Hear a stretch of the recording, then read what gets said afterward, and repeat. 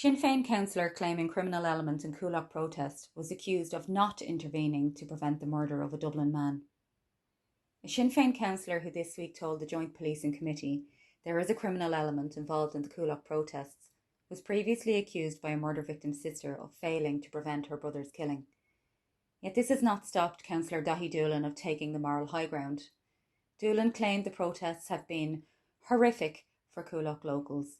He was able to back up his claims that protests were horrific by producing an example of a bus driver having to have his bus slowly guided through the crowd, not because protesters attacked the bus, but simply because there were crowds of people legitimately taking up space protesting. Somehow we think locals might be overall more concerned about an additional 500 plus IPAS applicants coming to their community minus any background checks. We now know for certain background checks are not being carried out following a parliamentary FOI by independent TDs to the Department of Justice. Sinn Féin councillor Doolan's claims regarding a criminal element in the Coolock protests seem a bit rich, given Sinn Féin's past and given previous accusations by Esther Uzzell Rafferty and others. In 2007, Uzzell Rafferty ran for local elections and called Doolan to come clean on his dealings with those involved in the murder of her brother, Joseph Rafferty. Joseph Rafferty was a dedicated father and a hard-working man who had no criminal record.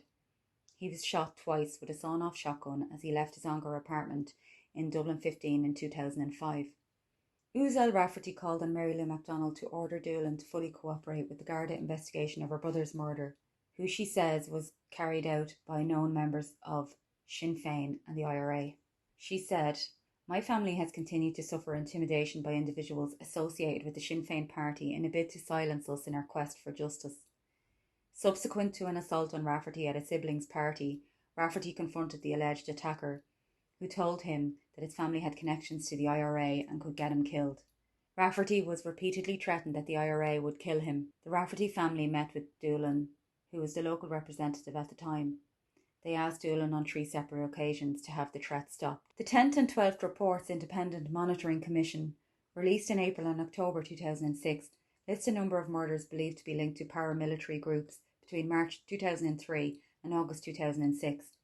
Although Rafferty's murder is not included in the table, a footnote states that, quote, "a member or former member of the Provisional IRA may have been involved," and that they believed that members of Sinn Féin and the Provisional IRA were aware in advance of the threat and did not take sufficient action to prevent it. There were what was described as eerie similarities between the murder of Rafferty and that of Robert McCartney, who was slain in Belfast just a few weeks earlier, and this was proven to have been carried out by the PIRA, lending credence to the theory that they also murdered Rafferty. Before Rafferty's life was brutally taken in cold blood, the decommissioning of the IRA had given Sinn Féin political legitimacy, which was then undermined by the murder and Doolan's alleged failure to intervene. Despite accusations that Doolan did not cooperate with the murder investigation or use his position to prevent Rafferty's death, Doolan was controversially elected as the vice chairman of the citywide policing committee in 2014, during a time in which Sinn Féin's links to the IRA were again under scrutiny following allegations that they covered up the rape of victim Maria Cahill. In addition to his comments this week, Doolan asserted that some local protesters were anti-immigrant and far-right, as opposed to just being concerned for their community and safety. Doolan called on Gardaí to better intervene in the Coolock protests. In other words, he wants Gardaí to come down harder on citizens who are exercising their constitutional right to protest.